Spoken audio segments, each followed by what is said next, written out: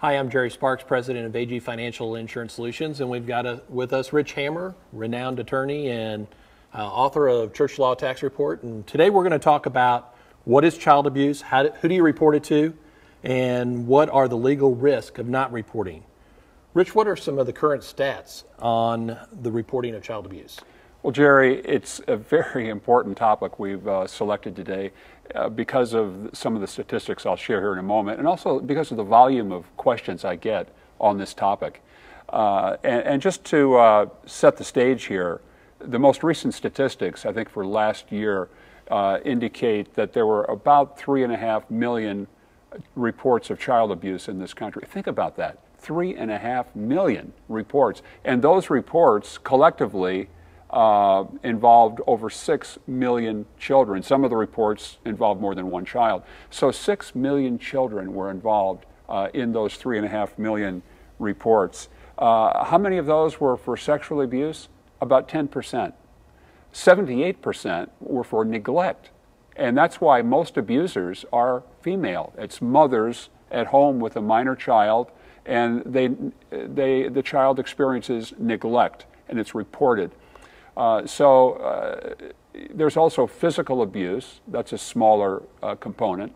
But so you take the sexual abuse, the physical abuse, and the neglect. Those constitute child abuse. And so just be aware as we go through this material today that the duty to report is not limited to sexual abuse. It includes child abuse of any of these categories. The latest data indicates that about 30% of victims of child abuse will in turn victimize their children or other children when they become adults. And one other stat, Jerry, I want to mention is victims of child abuse are 9 times more likely to commit felonies as adults than those who are not abused. The best evidence today indicates that about 30 to 33, about 1 out of 3 adult women has experienced some form of sexual abuse as a minor, and maybe about 1/6 of adult males. So it's a significant issue that we're talking about today. Wow, that's unreal statistics. Do all states require reporting of child abuse? Yes, they do, and this has been a trend over the last half century in this country as we became aware that this is a significant risk. You know, Freud said it's not, he thought it was just fantasized, and the concept of child abuse was non-existent. And his dominance affected this issue for generations. And it's in more recent years that we've understood that he was wrong, that many of these reports of abuse are not just fantasies of children, but they in fact are happening. And that was a major sea change, and it led to the enactment of statutes now in all 50 states requiring mandatory reporters to report child abuse. And by the way, Jerry, the duty to report, if you're a mandatory reporter, we'll talk about that in a minute, is not just actual knowledge of abuse, but it's also reasonable suspicion that child abuse has occurred. That is a significant difference. So a lot of times I see pastors, church leaders, church staff, they think that abuse occurred, but they're reluctant to report it because they're not 100% sure that it occurred. So that's part of the dynamics here. So let's just move into what is reportable child abuse. Well, as I said at the outset, it includes sexual abuse, it includes physical abuse, and it includes neglect in all of these cases of minors. And again, neglect is 78, almost 80%. Almost 4 out of 5 cases involve neglect. The sexual abuse is about 10%. That's no doubt the most significant issue for churches, because if you have somebody guilty of sexual abuse of a minor and that person is a member or worse, somebody that works with children in your church, you've got a problem. You know, a lot of people are pastors, and a lot of people have heard about pastor's privilege or clergy privilege. How does the clergy privilege apply? Well, before I get to that, let me make a preliminary comment, and that more generally, Jerry, is this. what is the relevance really, or the significance, the impact of these child abuse reporting laws on ministers? And it's interesting that I think there are unique applications. Number one is the fact that ministers just receive a lot of information about child abuse. It could be a spouse informing the pastor that her husband or wife is abusing their children. It could be somebody that just has personal knowledge of child abuse. Sometimes it's an adolescent that informs the pastor that he or she has been molested, maybe by a step-parent. So, Jerry, pastors are repositories of a lot of reports of child abuse. And so this just really ratchets up the significance of this issue, and it makes it so important for ministers to understand their child abuse reporting duties. I see in many cases, because I deal with hundreds of these cases every year, and I've done that for many, many years, there's just a natural instinct on the part of a lot of pastors to treat this as an internal matter of church discipline. We don't need to report this. I don't know what my reporting duties are, even if I am a mandatory reporter. We're going to deal with this as an internal matter of church discipline. I see that impulse. By the way, that's no excuse to reporting abuse if you're a mandatory reporter. There's no exception for handling these matters as matters of church discipline. Another issue involving pastors is the common trend and tendency in churches, Jerry, that when you have a member or a staff member that learns of abuse, they feel like they need to tell the senior or the lead pastor. Well, that's fine, but that by my analysis, in 48 states, that does not relieve you of the duty to report the abuse yourself if you're a mandatory child abuse reporter. So it becomes important to know if you're a mandatory reporter or not. And if you are, and you're a staff member, maybe an associate pastor, you do not discharge your duty to report by telling the lead pastor, other than in a couple of states. You still have an independent duty to report that to the hotline. So it becomes very important for you to be familiar with your state child abuse reporting law. And I can tell you, if I would at random call 100 pastors and ask them, are you a mandatory reporter in your state? 99%, maybe 100, would say, I don't know. People do not know the answer to that question, whether they're mandatory reporters, much less whether the clergy privilege that you talk about applies. And one other thing I'll say about pastors. I've seen a reluctance on their part to report because the person who's accused of abuse may be a respected member of the congregation, maybe a board member. And man, I don't want to cause trouble for this person. You know, he may leave the church. It could be a scandal. So we'll just kind of deal with this internally. And I see that dynamic at play in many of these cases. So those are some of the issues that are unique, I think, to pastors. And another one, as you mentioned, Jerry, is the whole issue of the clergy penitent privilege.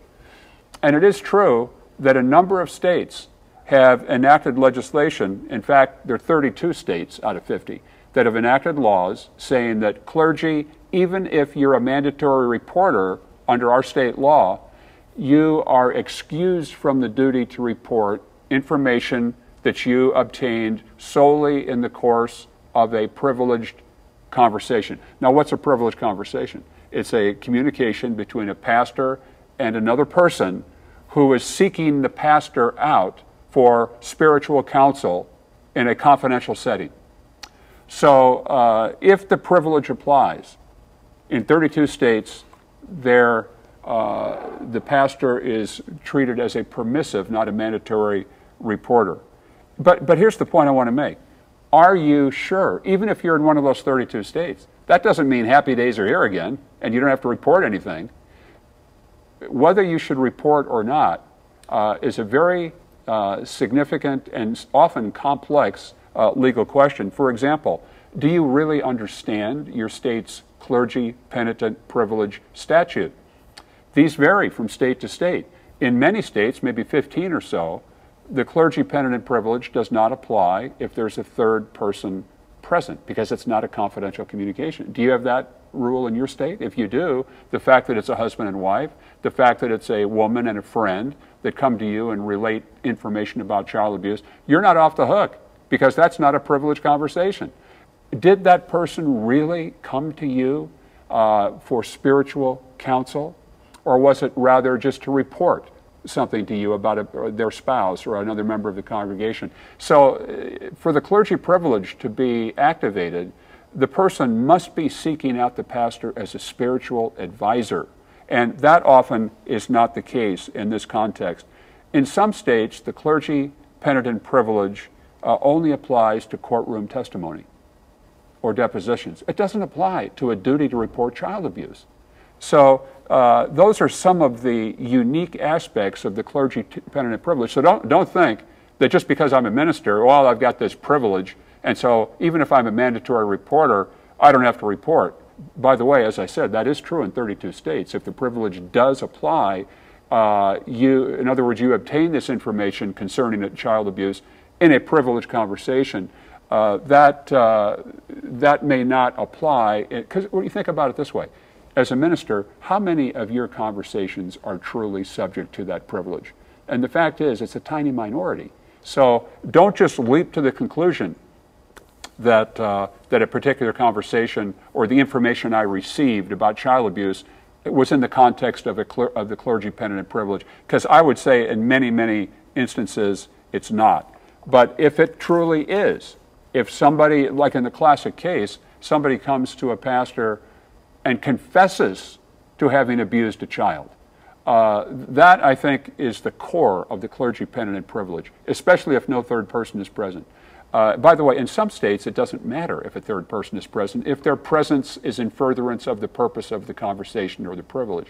And again, it shows you why it's so important to be aware of the clergy penitent privilege in your state. If you have my 4-volume set, Pastor, Church, and Law, Volume 1, there's an appendix that gives the clergy penitent privilege statute in all 50 states. And one last thing I'll mention, Jerry, about the clergy privilege is, even if it applies, and I've talked to hundreds, maybe thousands of pastors about this.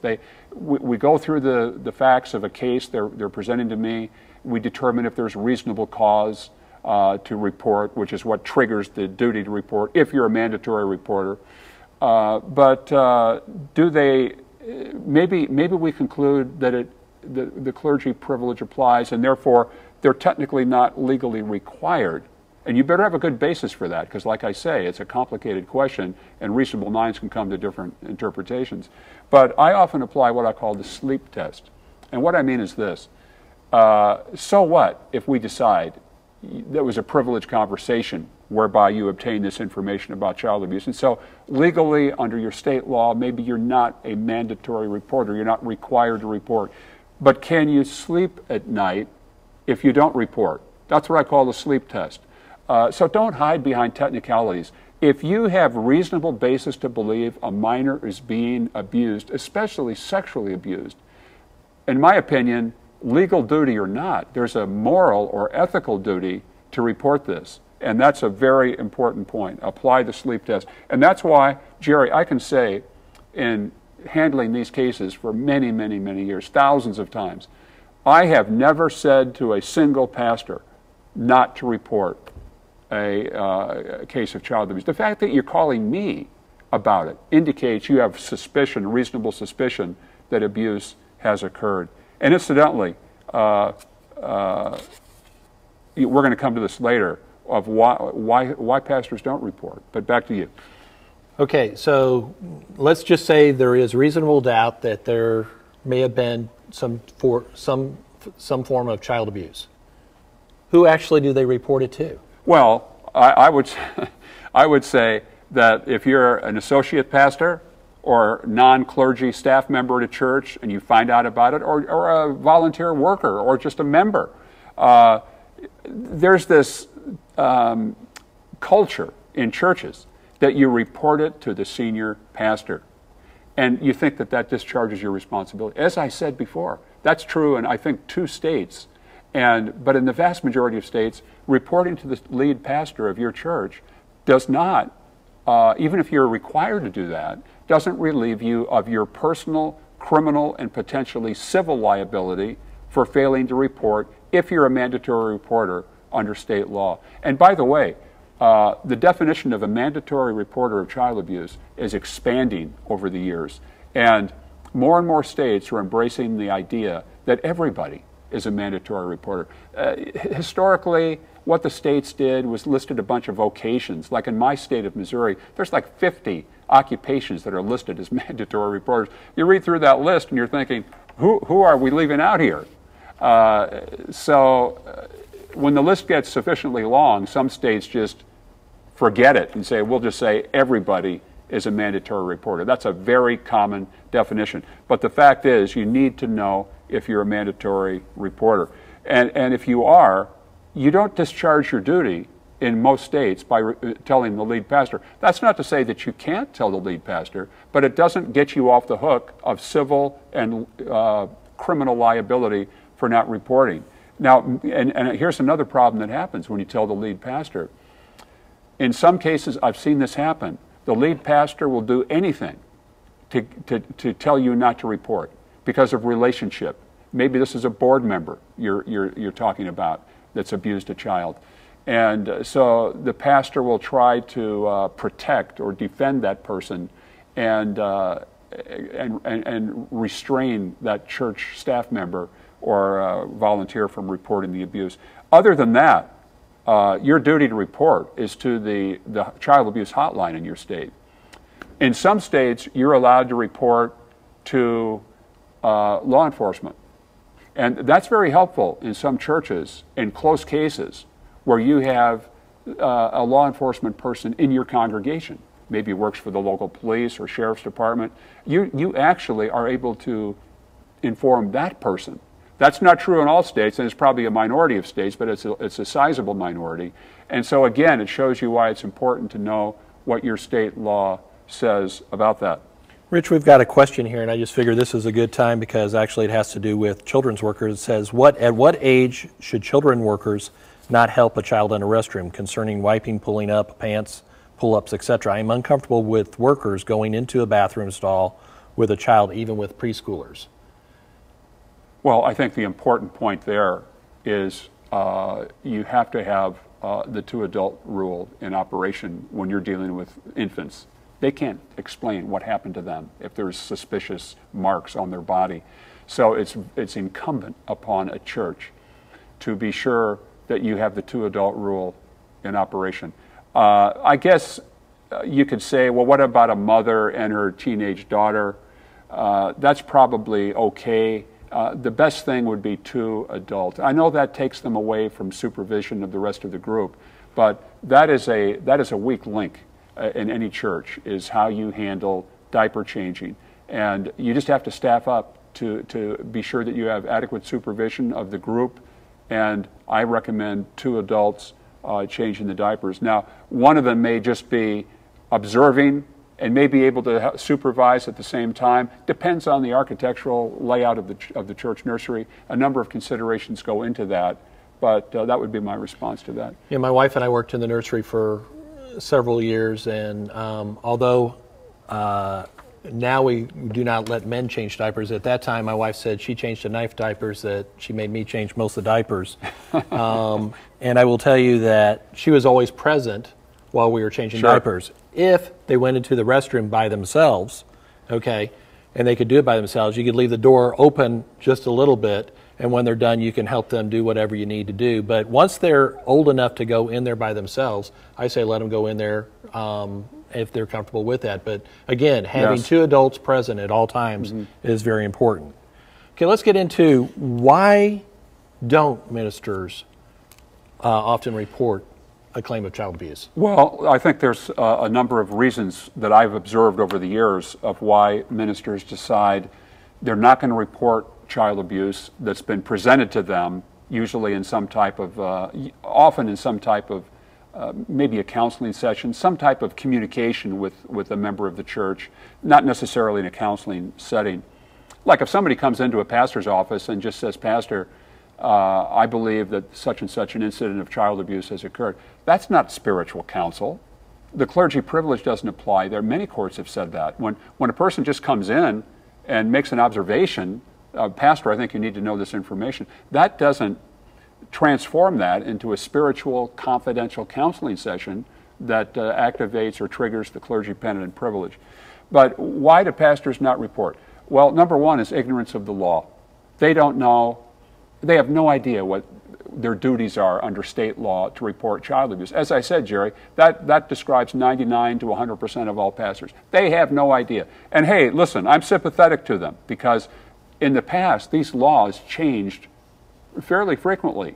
In fact, I, for years, did an update every year in my Church Law and Tax Report newsletter summarizing all 50 state child abuse reporting laws. And I mentioned 4 things. These laws are 100, 200 pages long, some of them. And people aren't going to read through that. So I extracted the relevant points. Number 1, what is the definition of reportable child abuse in your state? Number 2, who are mandatory reporters? Number 3, where do you report? And number 4, does the clergy penitent privilege apply? And so those are the things you can zero in on your state and see very quickly what the duty to report may be. So, but most pastors do not have any idea, and that's one of the reasons they don't report. Another reason is they fear being sued. Well, what if, you know, I didn't see this abuse occur with my own eyes, so I don't know for sure that it occurred. I just had somebody tell me that they think that it occurred. Is that reasonable cause to believe? And so they shy away from reporting because they don't have absolute certitude that the abuse occurred. Remember what I said. If you're a mandatory reporter, the duty to report the abuse is triggered not only by actual knowledge that it occurred, but also by reasonable suspicion, reasonable cause to believe that it occurred. And so the point is, if you only have reasonable cause to believe that the abuse occurred, that means it may not have occurred. You have reasonable belief that it did, but that is not absolute certainty. So there'll be some cases where it didn't occur. And can I be sued for that? And that's a real concern. But as we'll see, the response to that is the concept of limited immunity that we'll come to here in a minute. So ignorance of the law. And one reason ministers don't report abuse. Number 2, fear of being sued. Number 3, they report to somebody else. Maybe it's an associate pastor. As I said before, they think they can report to the senior pastor and just discharge their duty. Number 4 is they fear that their identity is going to be revealed. If I report this to the hotline, they're going to tell the person I reported that I'm the one that reported it, and I'm going to be in big trouble. That is not true. You are given the assurance of anonymity when you report abuse, and it should never be revealed to somebody else that you were the reporter. What are the legal risks of not reporting, and can a person be held personally liable for not reporting? Yes, if you're a mandatory reporter, as defined by your state child abuse reporting law, then you're subject to criminal liability if you don't report. Now, it's a misdemeanor. It may only be 90 days in jail. It may only be a $500 or $1,000 fine. In fact, I've never known personally of a minister that was sentenced to prison for violating a mandatory reporting obligation. I've known of a couple cases where they were prosecuted criminally, but those cases were settled out of court. So it's not common that clergy are criminally penalized for not reporting. But that's one potential risk of not reporting. But I think a far greater risk is the risk of civil liability for not reporting. What do you mean by that? Well, you know, here's a 6-year-old that's being sexually abused by your stepfather, and somebody informs the pastor, and he decides, well, that guy's a board member.